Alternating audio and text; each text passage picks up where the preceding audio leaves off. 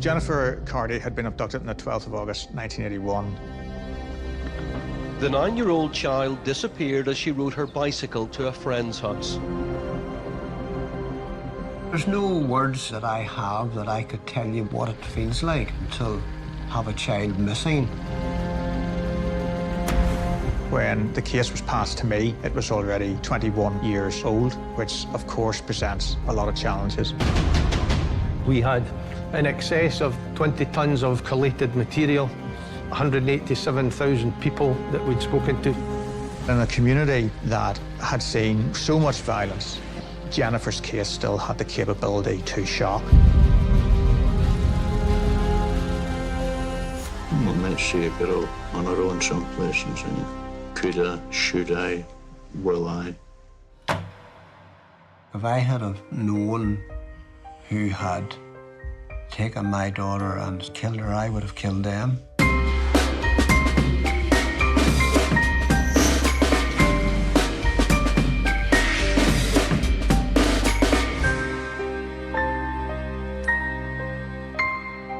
Andy Cardy, take two. I'm Andy Cardy and Jennifer was my daughter. I certainly remember coming home on the 12th of August, and when I drove into the yard, Pat was standing at the back door, and I could tell by looking at her that there was something troubling her. And when I got out of the car and asked her what was wrong, she says, Jennifer hasn't come home. Earlier that day, Jennifer had taken her bike and cycled to her friend's house. Went to the house she was supposed to go to, and she never arrived there.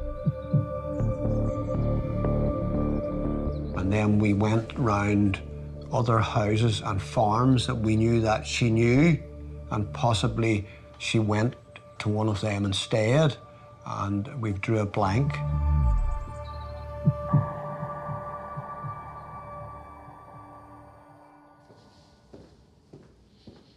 My name is Raymond Murray. In 2002, I had just been promoted from inspector to the rank of detective chief inspector. And that's when the case first came to my attention. On that day, the 12th of August, 1981, it was a Wednesday. Jennifer had had her lunch. She had a bicycle, which had been bought at a local shop a few months before. She was allowed to cycle from her house to a friend's house, which is about 1.5 miles away. She had left at about 1:40 p.m, and we know that because her mother, Pat, had wound her watch just before she left so that Jennifer would know to be home for 4:30, which was the arrangement. And Jennifer set off on her bicycle.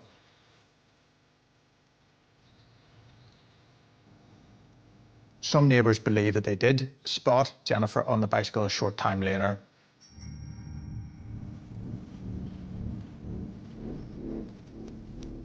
And then she literally just disappeared.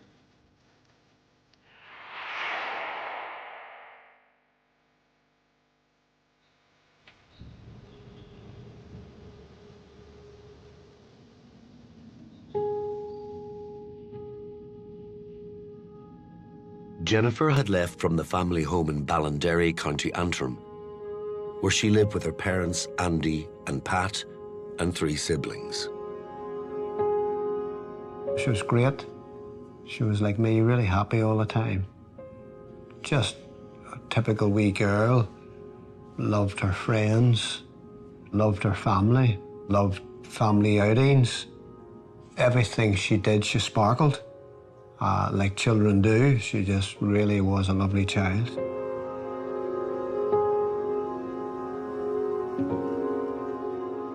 The bike that Jennifer was on was July. I bought that bike, the end of July. And I says to Pat, you know, all the wee girls are coming to this house on their bikes, and Jennifer's outgrowing her wee bike. I says, I'm going to take her down to Hicklin's tonight and buy her a bike. And Pat says to me, oh no, don't be buying it, keep it for a Christmas present. And I says, no, there's a wee bit of summer left and she could use the bike. So that night, Jennifer and I walked hand in hand to Hickman's bicycle shop, and we looked at the bikes, and she couldn't pick which colour she wanted. And I said, well, I'll go in here with Barry and pay Barry while you pick the colour. And I'll never forget her walking round the corner with that bike.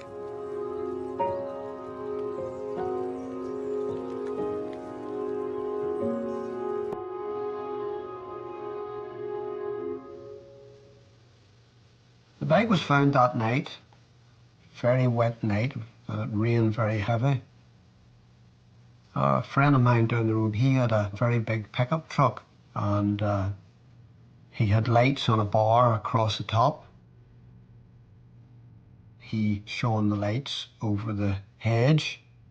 Not very far from that last point where she was seen, the reflectors of her bike was picked up by the lights.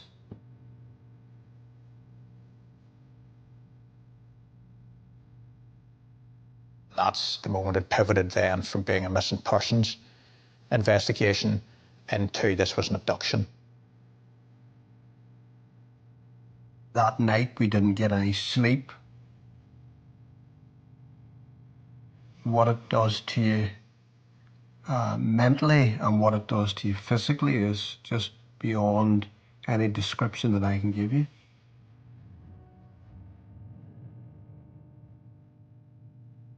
It's almost 24 hours now since the girl went missing, and we have fears about her safety, particularly since we found the bicycle in the field. And of course, at that stage in Northern Ireland, the army had a huge footprint. And even though this had absolutely nothing to do with terrorism, they diverted resources, foot resources, vehicles, even helicopters, to search for Jennifer.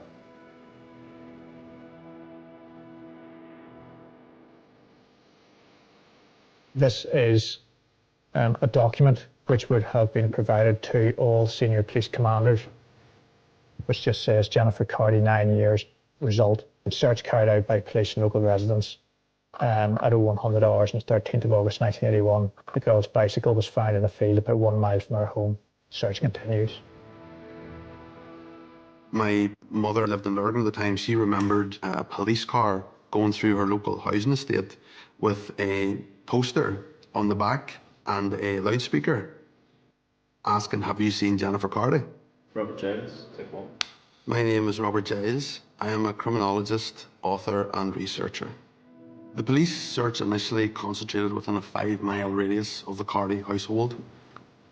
And it didn't just involve the police, it also involved members of the local community, family, friends, and a lot of volunteers. You almost had like an army of people who had gathered in the area, who the police were coordinating to go over fields, down the roads, to go anywhere. We searched, we'd asked so many people. All of a sudden, within a couple of hours, there was thousands of people looking for Jennifer.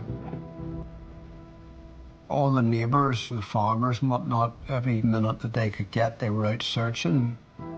Plumbers who subcontracted to me shut their business for them days, and other businesses, people just stopped.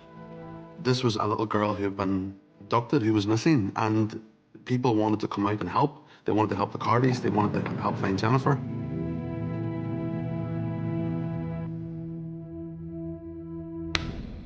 My name's Chris Moore. In 1981, I was a news reporter with BBC Northern Ireland.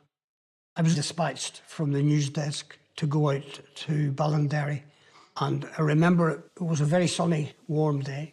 I have sort of a visual memory of large numbers of people turning up to take part in searches. Large numbers of policemen, soldiers were involved in the searches as well. And they were searching the fields and the small streams and rivers around the area. The search for the girl was the important thing. And the hope was that she would be found alive. Presumably there were a large number of vehicles in the area on Wednesday when Jennifer went missing. Yes, well, this particular road isn't normally used as a through route. The police weren't saying very much. I think I made an approach to try and get someone from the family to speak to me. If someone has taken Jennifer and is watching tonight, what do you have to say to them? Well, all I can appeal for is that she comes back unharmed. I can remember making appeals. I can't remember who till. I can remember the cameras here and hoping that somebody had seen her, hoping that if somebody was holding her, that they would let her go, you know, send her home again, hoping that we could. You see, you feel so helpless. Like, nobody knows what it's like to lose your own daughter, and just give it back to us. And that's all we want, just the daughter back. We don't care about punishments or anything, as long as we get our daughter back.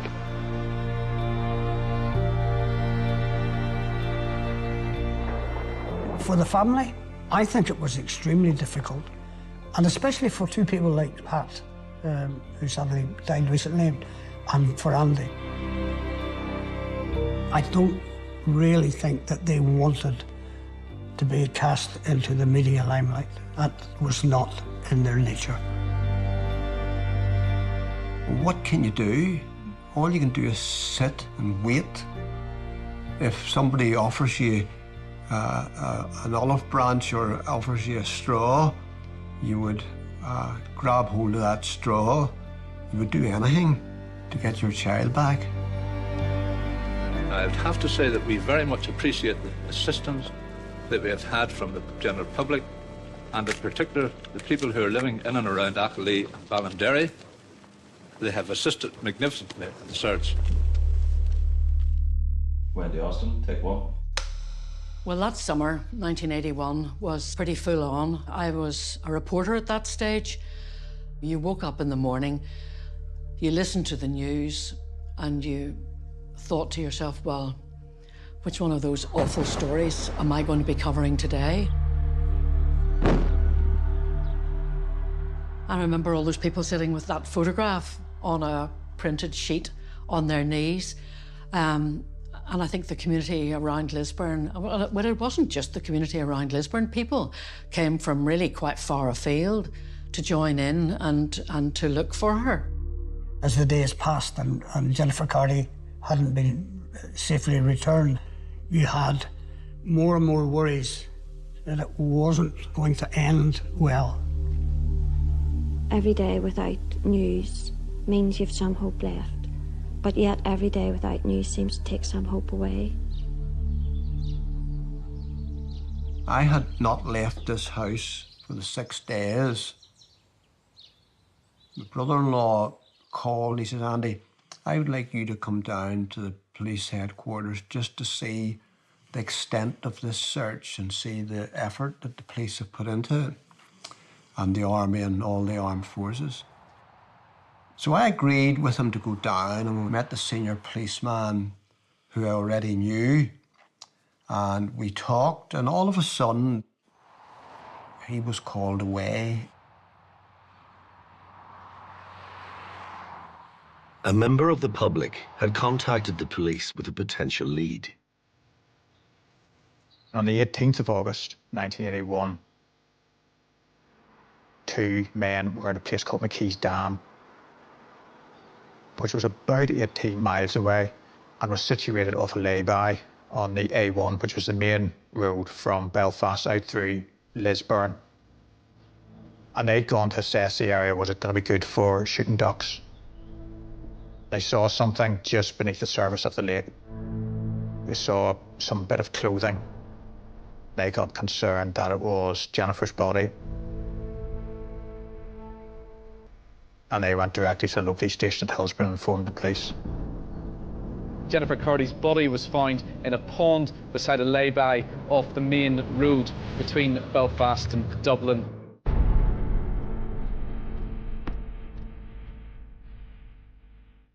It's like a kind of black cloud that comes down at a time like that, isn't there? Where you've been hoping against hope, and then that call comes in that a child's body has been found, and you just know that the bottom has dropped out of the Cardy family's world, really. I still have a picture in my head, and I think anyone of my kind of age does, of that little girl standing with her brown hair and her wee white shirt and her red trousers and her bike outside her house. And that picture is as clear in my mind now as it was at that time.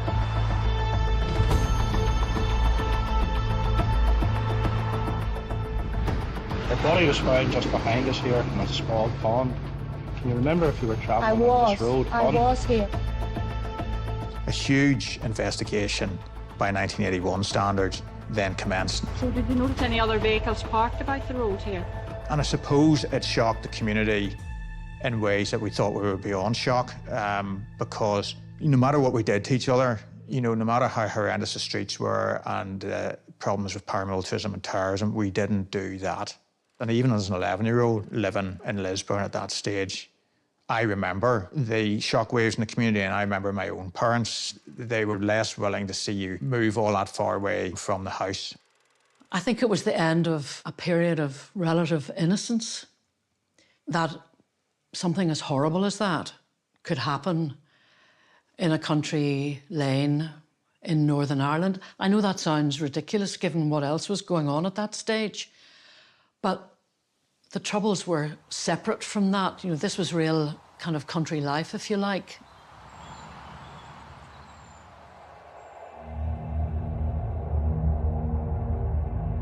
I had to go to Craigavon morgue.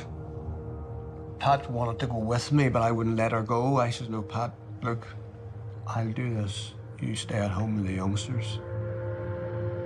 So I went to Craigavon morgue, and I'll never forget that.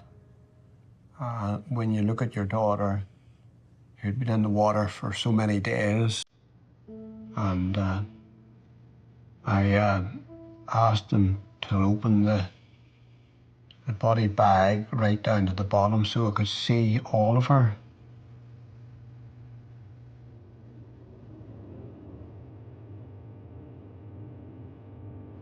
We thank thee that we can come to thee. We thank thee for the Lord Jesus Christ.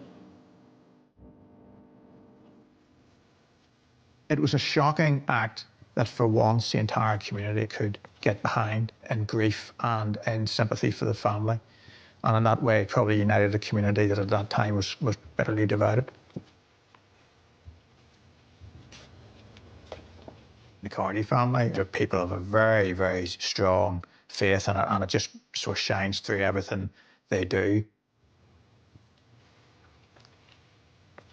Pat had a fantastic and wonderful faith. So she had, and that faith was her, was really her strong point. I didn't have as much faith at that point.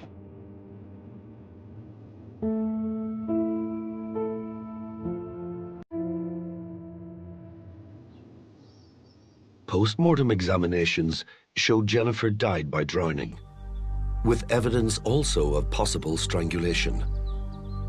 And further evidence showed signs of sexual abuse.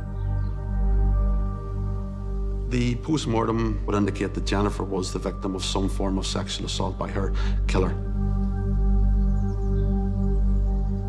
Like, if I had have known who had taken my daughter and sexually abused her and killed her, I would have killed them. Like, I would have most definitely done that. The discovery of Jennifer's body revealed new information to detectives. It was believed that Jennifer's body had been in the water from the 12th of August, so 6 days. The watch was stopped when Jennifer's body was recovered from McKee's Dam at 5:40 p.m. So there was a degree of evidence from the 1981 investigation. So we had the forensic evidence from the watch, we had some eyewitness reports of Jennifer leaving the house and probably being sighted on a bicycle, and that gave us a time frame. Beyond the time frame, police had very little to go on. We had no witnesses to the abduction. We had no witnesses to the body deposition. We had no reasonable expectation of delivering forensics. We had no CCTV, and we had no other types of passive data. So it wasn't an easy footing for the investigation right from the start. They really didn't have any real suspect in mind. The police just didn't have a lot to go on. They just didn't have the vital information. They didn't have the evidence. Not only was there no evidence, life in Northern Ireland was making the investigation even more difficult. think in the early 80s, the Troubles just sucked all of the oxygen out of the policing capability. There was something happening every single day. How could you possibly manage the number of cases that they had coming at them all of the time? Jennifer Cardy's disappearance and murder, as with many other awful stories, merged into the background, if you like. And sadly, a lot of people forgot about it. No one who was involved did, obviously, but the rest of us moved on.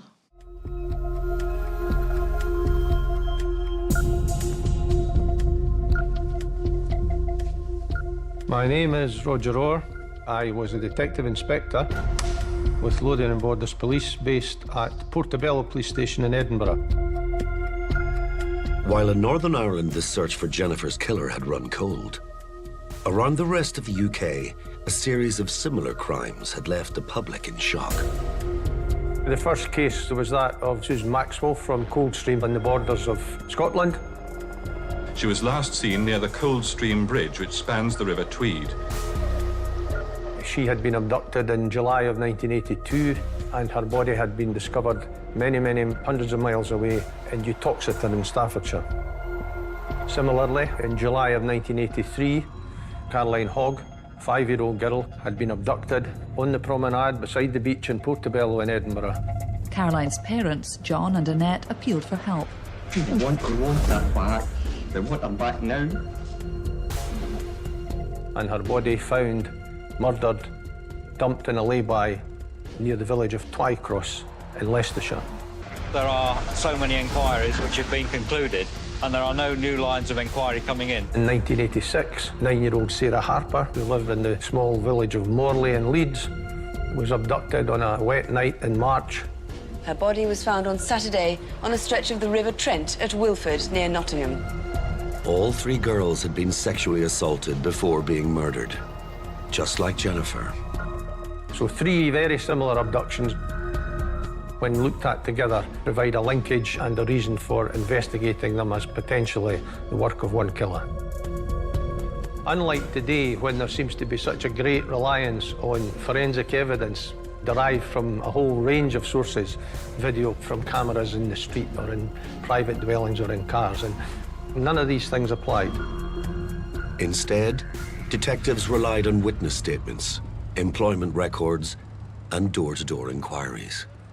We had in excess of 20 tons of collated material, 187,000 people that we'd spoken to, 60-odd thousand statements taken, 250,000 vehicles traced and their owners interviewed. And there was not one single piece of forensic evidence which at any time linked any of these crimes. But suddenly, a breakthrough. A 4th abduction in broad daylight was about to confirm that one man was behind all these horrific crimes. It was a very warm July day in 1990. His victim comes out of her house only a short distance from here. He's driving past, he sees her, looks ahead and sees this entranceway here and thinks to himself, I can block her on the pavement.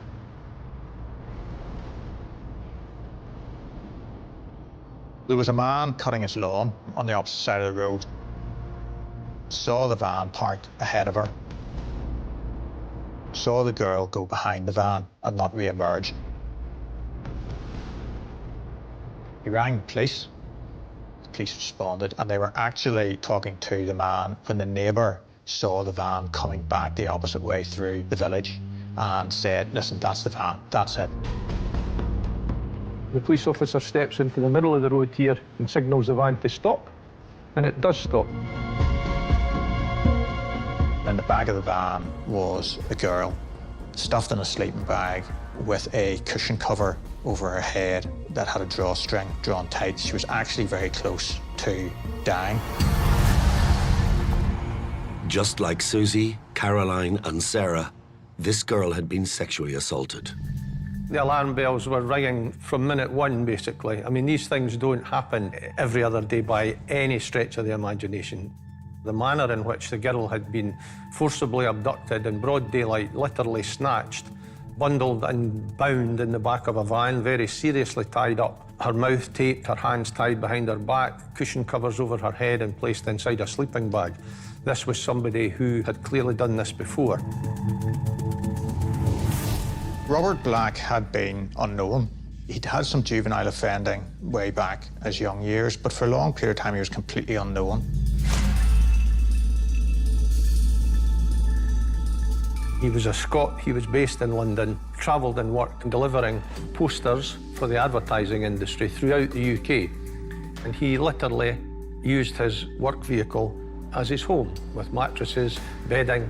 So he lived his life on the road, he had complete freedom, he was accountable to no one, and we were beginning to find out had a lifelong fascination for prepubescent female children. He drifted about the countryside doing his rounds, and all the time he was doing that, it appeared as if he was fighting an urge to stop and have sexual contact with a child. The van, if you like, was his weapon. He was described to me by one psychologist as a heat-seeking missile. He was ranging the whole time. His radar was out in front. He was ranging. But as soon as he was locked onto a target, that was it. When he's awake, whether he's working or he's not working, he is constantly fixated on young female children. Within weeks, Robert Black was convicted of the Stow abduction. Robert Black was jailed for life at the High Court in Edinburgh for abduction and sexual assault. Sentencing him, Lord Ross said he'd carried out this crime with chilling, cold calculation and cunning. Detective Orr was convinced Robert Black had committed further crimes and began working on a nationwide investigation. It was the old hard yards detective work. Basically, we had to look at his journeys, we had to look at where he was, when he was at certain places, what times he was at certain places, how could we place him there. We could use his petrol card, we could use his delivery information, and his wages. So by linking these three elements together over time, we were able to suggest that, yes, Robert Black was in Coldstream, Robert Black was in Edinburgh, was in Portobello, was in Leicester, was in Morley. Less than 4 years after his first conviction, Robert Black faced trial again. This time for the murders of Susan Maxwell, Caroline Hogg, and Sarah Harper. To a great sigh of relief, the foreman of the jury gave a verdict of guilty on the first charge. That was the abduction and murder of Susan Maxwell. And the rest followed. Huge, huge relief. The judge then sentenced Black to life in prison, recommending that he serve a minimum 35 years for each of the three murders. The judge said, "You are an extremely dangerous man. Take him down." Black was now in prison for 3 murders. In Northern Ireland, the case of Jennifer Cardy was still unsolved. Then, in 2002, 21 years after her death, the case was reopened and given to Raymond Murray. Shortly afterwards, he began to consider serial killer Robert Black. When the investigation was handed over in 2002, it actually didn't feature Robert Black particularly. So we began to look into it in more detail. In the 20 years since Jennifer's murder, advances in forensic science should have allowed Detective Murray to recover crucial evidence. But the legacy of the Troubles was inescapable. The authorities estimate that last night's huge bomb explosion in South Belfast caused at least £20 million worth of damage. In 1992, there was a huge IRA explosion. The bomber's target was the Northern Ireland Forensic Science Laboratory. The van, packed with explosives, left on the road outside, and the damage enormous. We believe exhibits belonging to the Jennifer Cardy case were lost at that stage. Those who blew up the forensics labs did it for one reason, but on the other hand, something like the investigation into Jennifer Cardy's disappearance was collateral damage. Now, 4 years after the signing of the Good Friday Agreement, peace in Northern Ireland freed up a wealth of police resources for the re-examination of cold cases like Jennifer Cardy. So Raymond Murray requested every single piece of evidence from the Robert Black investigations. We were dealing with the combined investigative efforts by that time, 8 years of intensive police work by 6 police forces throughout the UK, which had amassed tons, literally tons, of paper evidence, index cards, statements, vehicle records. So we had this vast library of information. Just to give an idea of scale, it came across in the back of an articulated lorry, and it was moved to Belfast, to a police station in North Belfast, where there was a large room set aside. It was set out in racks, put in plastic storage tubs, labelled, documented, audited, sealed. It conveys just the size of it, and when you know that this is the part of the evidence that we used to prove Jennifer's case, it kind of conveys the vastness of it all.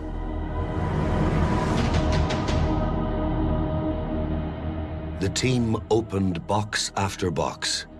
Slowly, they began constructing a timeline of Robert Black's delivery schedule from the paper evidence.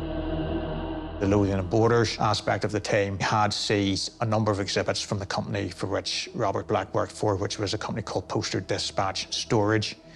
And in amongst that were invoices and petrol receipts and petrol coupons that tended to show Robert Black's travelling throughout the UK, and that indicated that at times he would have been in Northern Ireland. Detectives wanted to establish Robert Black's location on August 12, 1981, the day Jennifer was killed. Key to this was a delivery route known as the Ireland Run. Didn't matter whether it was Northern Ireland or the Republic of Ireland, they just called it the Ireland Run. At times, it included deliveries to Dublin. Now, that was absolutely critical for the investigation. If the deliveries that we believed Robert Black were on the 12th of August included Dublin, he did not have time to abduct Jennifer Cardy. If the postal deliveries did not include Dublin, well, then he probably did. The team discovered that in 1981, special insurance was required to bring a UK-registered van across the border into the Republic of Ireland. We were able to dive into company records, which we still were able to find. If they were going to Dublin, they needed green flag insurance at that stage in 1981. And we were actually able to identify that they did not have green flag insurance, which indicated that the run had been within the confines of Northern Ireland only. It was progress, but didn't prove Robert Black drove the van. So the team turned to the thousands of petrol receipts gathered as part of the Scottish investigation.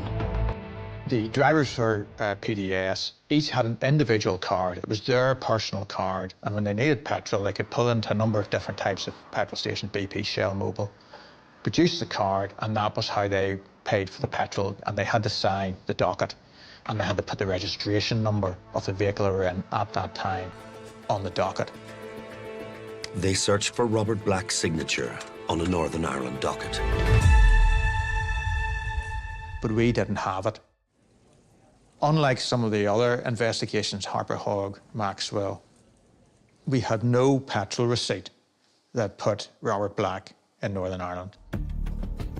But Detective Murray was convinced that somewhere in the 20 tons of paperwork was the evidence they needed. Drivers for PDS, Postal Dispatch and Storage, were paid in two ways. They got a weekly wage, flat wage, but they also got a bonus. And the bonus depended on the runs that they had done. The Ireland run normally attracted a bonus of £50. And the bonus wage book had been found, and for the week of the 14th of August 1981, Robert Black had been paid £50. Robert Black was in Northern Ireland, but they still couldn't put him near the abduction. We spoke to all the drivers, and we rapidly established that Deliveries to Northern Ireland always included Belfast, Dunmurry and Newry, and Newry became really, really important. If Robert Black had made a delivery in Newry, his route would have passed close to Ballinderry, where Jennifer had been abducted and murdered. Even after all those years, we found a witness that had previously not been found, who owned poster sites in Newry. Family-run business, didn't throw anything out, and we were able to get his original records from 1981. And from that, we were able to prove that there were specific poster campaigns that were running that he needed posters for, and that he needed a delivery in the middle of August 1981. The only person we believe the evidence showed could have done the run was Robert Black.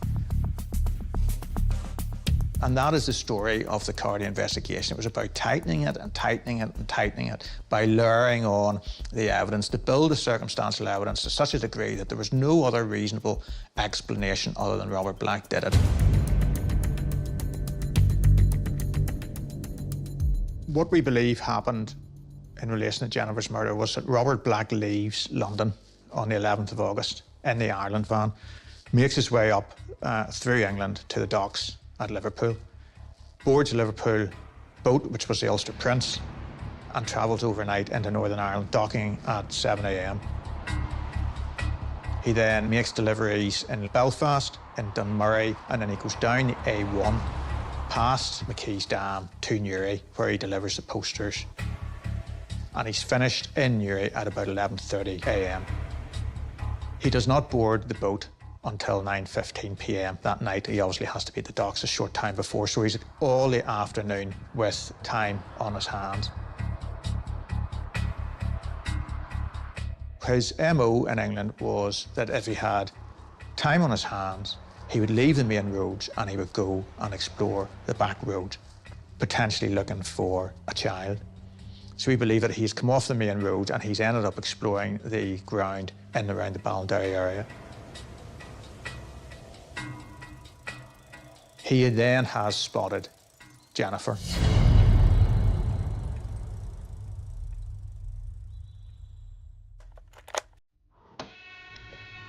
Okay, this interview has been tape recorded. The interview is being conducted in an interview room at Antrim Police Station. The evidence so far was only circumstantial. Police hoped an interview with Robert Black himself might change that. The date is Monday, 16th of May, 2005, and the time from the clock on the wall is 14:49 hours. But Robert Black, imprisoned for 3 murders and 1 abduction, had never admitted to any of his crimes. Robert, could you give me your full name, please? Robert Black. Okay, and your date of birth, please? 21/4/47. There are a number of issues, Robert, that we would like to talk to you about. Are you happy enough with that? Carry on and see how it goes. Okay. There's a terrible contrast between the gentleness of his voice and the violence of the offence itself. I've got one question though. Yeah. Why in this situation is it always a female officer that talks about these things?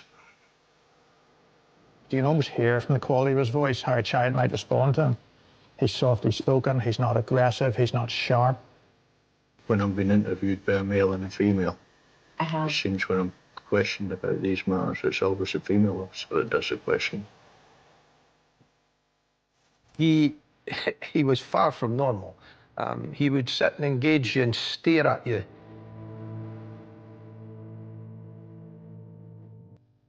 And then he would drop his eyes.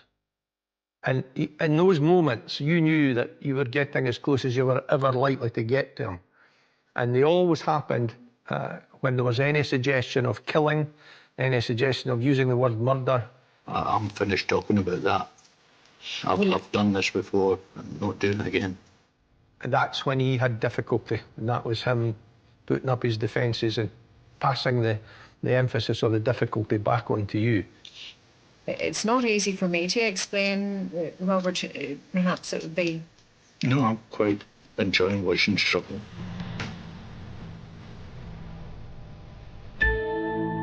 Robert Black's an interesting character. He loves driving. He prides himself on driving, and he prides himself on knowing the most direct routes from A to B. So what we tried to do at the start was actually connect with him. We had a 1981 Collins Gem Road Atlas, which people of a certain age will remember, long before sat-navs and Google Maps. You could just see him. He was so completely into it. He was leaning over the table, he had a pen, he was marking routes. It developed a good rapport within the interview room. The detectives asked Black about his movements on August 12th, the day Jennifer was abducted. The evidence was very gently then beginning to get loaded into him in terms of the bonus book, in terms of the van. Do you accept that you did the Ireland run that week? Yeah. You do.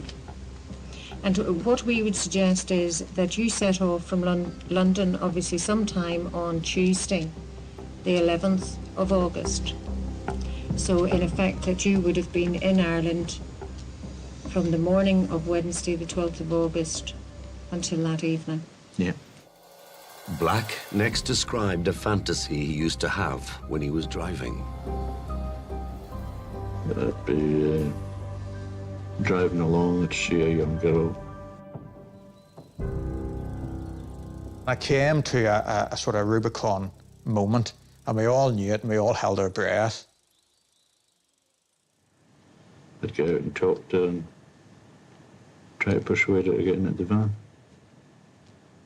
And take her somewhere quiet. Mm-hmm. And take her into the back of the van.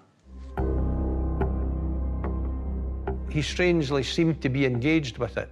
And whether it was a combination of that and the fact that he was being interviewed by a woman detective officer at that time as well, brought together some elements that none of us had really considered before. And, well, can you describe to me, in your fantasy, what the country situation would be like?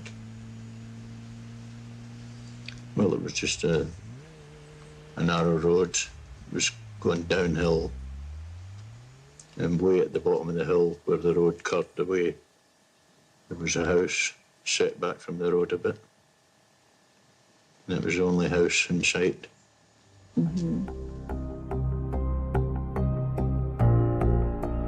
As we listened to him go through those details, and as we overlaid that against the details of the case, we began to realise it was more than the generalities of what his sexual desires were. He was actually setting it in the context as much as he felt he could dare of the case.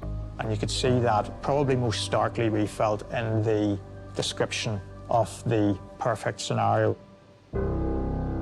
He talked about the high hedges, the lonely road sweeping round the bend with the house set back, and we thought, right, well, that's where Jennifer went missing. He would always say that he had kept control, that he had these fantasies, these daydreams about his feelings towards young girls and what would happen. But what he didn't realize was that when he told Pamela Simpson what this fantasy was, what this daydream was, it was actually what really happened. He effectively relived the murder of Jennifer Cardy, or at least the abduction of Jennifer Cardy, as what was essentially a fantasy for him. But it really was, to all intents and purposes, an admission, a coded admission, if you like. So the police, in a way, did get a confession out of Robert Black. And that was the point we thought, right, we've made a breakthrough. But was it enough to secure a conviction?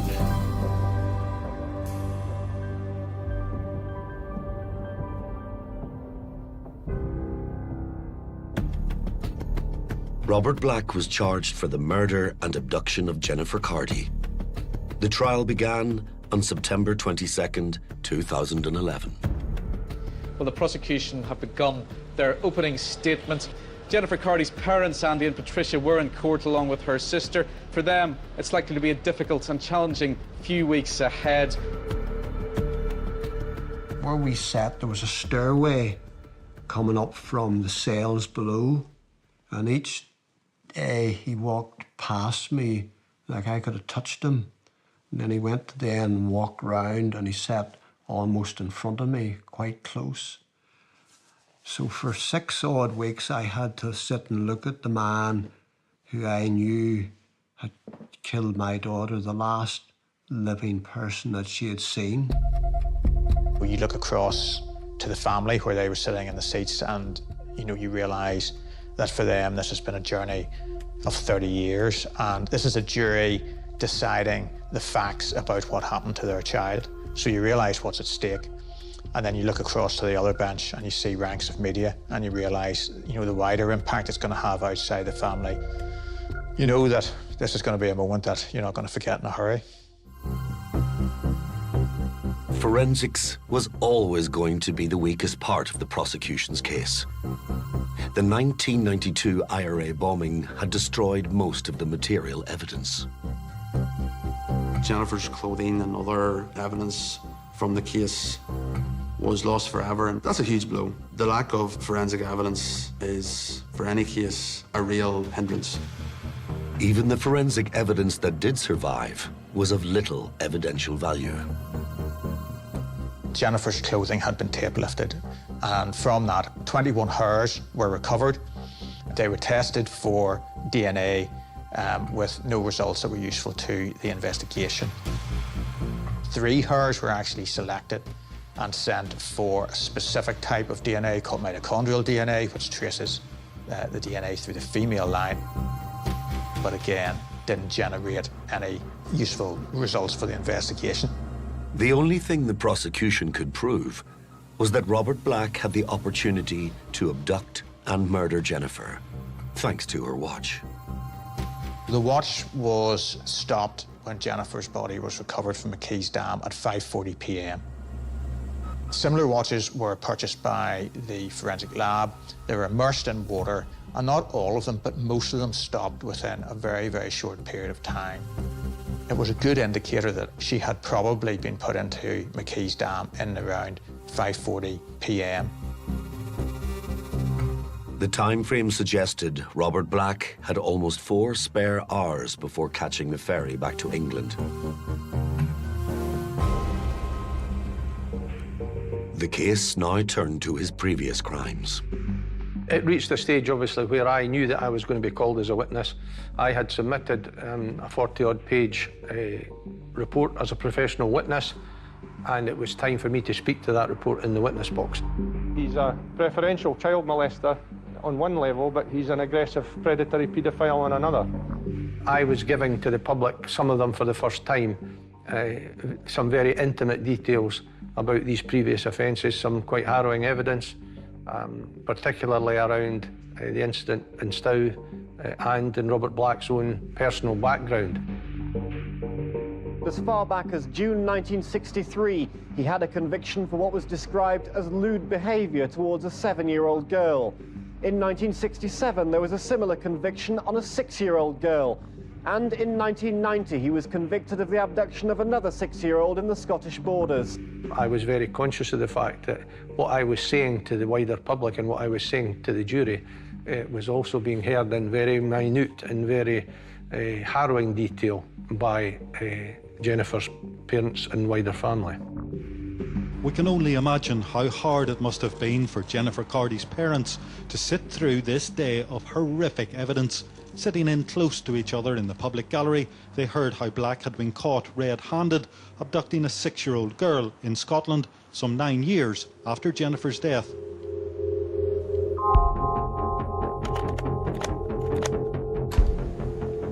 The interview is being conducted in an interview room at Antrim Police Station. What we were hoping to get out of the interviews was to begin to investigate him as a person, his psychology, especially around his sexual activity, the type of person that he wanted to have sexual contact with, and the nature of that sexual contact, which we thought would be very, very important when we related it back to the facts of the other case. Robert, could you give me your full name, please? Robert Black, Okay, and your date of birth, please. 21/4/47. All of a sudden, they played tapes of Robert Black being interviewed in Antrim Crime Suite. I might see a girl on her own someplace and saying, could I, should I, will I? He explained on how and why he liked little girls. I'm not exactly proud of the way I feel towards young girls. Like, there's a part of me that knows I'm wrong, that knows that it's wrong, that I shouldn't be doing things like that. I shouldn't even be thinking things like that. And he explained other things that he did to himself when he was with these little girls. And it was such a shock.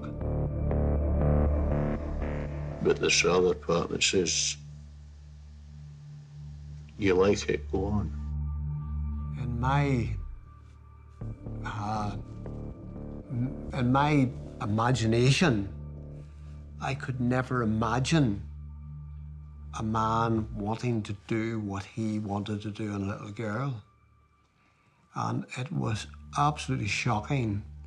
And I just sat and wept. It's hard to imagine what it must have been like for them, sitting in court, listening to Robert Black describe what he did, and what he fantasized about, and how that fitted in with their 9-year-old daughter that he killed. Listening to him was horrific. It gives you shivers up your back. You just felt horror and loathing of that man. That was probably one of the most horrendous memories of the trial. It was listening to them tapes.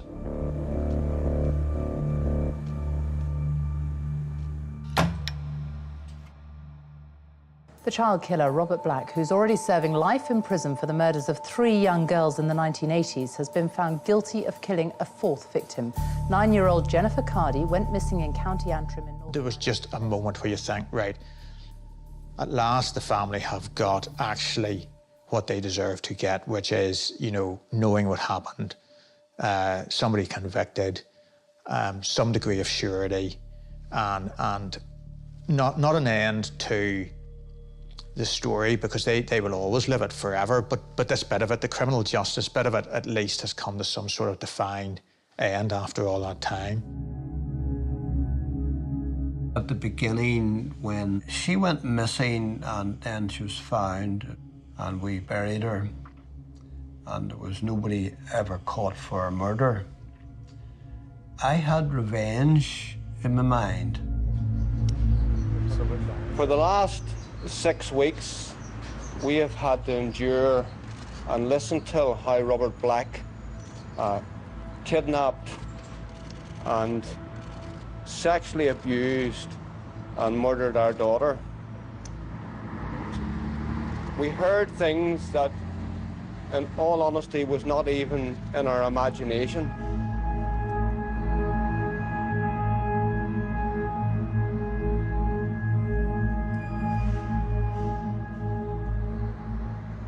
But then I got a turning point in my life when I come to know the Lord Jesus as my Saviour, and I learnt about forgiveness. And I prayed long and hard about it, and it wasn't something that happened overnight. I knew that if they ever found the person who murdered my daughter, that I could find forgiveness.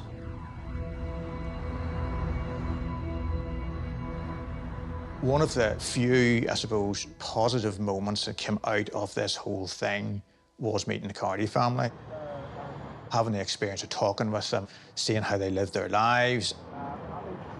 It does kind of leave a very positive mark on you about how this family has survived, you know, this absolute horror, but not only survived it, but survived it in a way that allows them to be positive, that allows them to be loving, that allows them to be united. So, tell us about your fond memories. Would you like to answer that, Tom? Jennifer was the most happiest of all little girls that I've ever known. She had a lovely thoughtfulness beyond her 9 years. And Andrea and I will not only never forget her, but yes, she is ever, ever remembered and always missed. All right, love.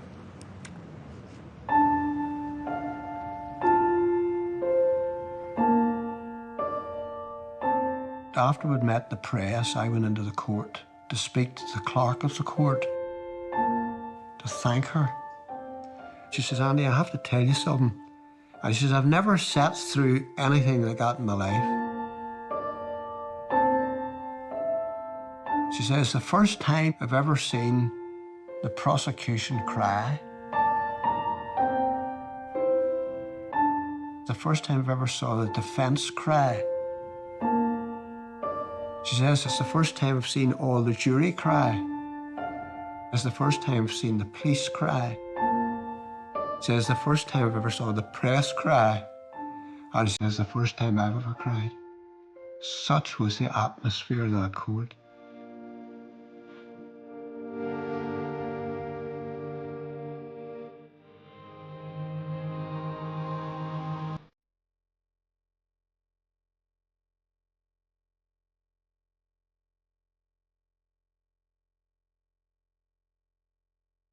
I can tell you the exact spot where the bike was found.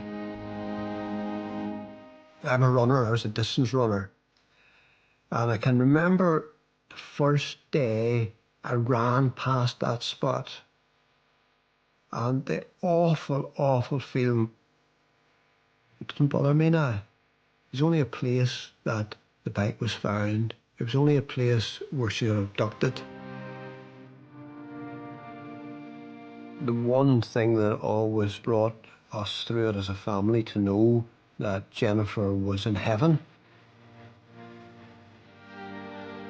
Now, if I wanted to destroy myself, I could say if I never bought her that bike, she wouldn't have been abducted. So you've decisions to make. I could have destroyed my life thinking about that. My fault that she was on that bike. It was my fault. Then Pat could have destroyed herself by saying it was my fault, letting her go down to Ballinderry on her bike. So you've big decisions to make in your life, so you have. Robert Black took Jennifer's life. But the one thing that Pat and I ensured was that he wasn't going to take our lives.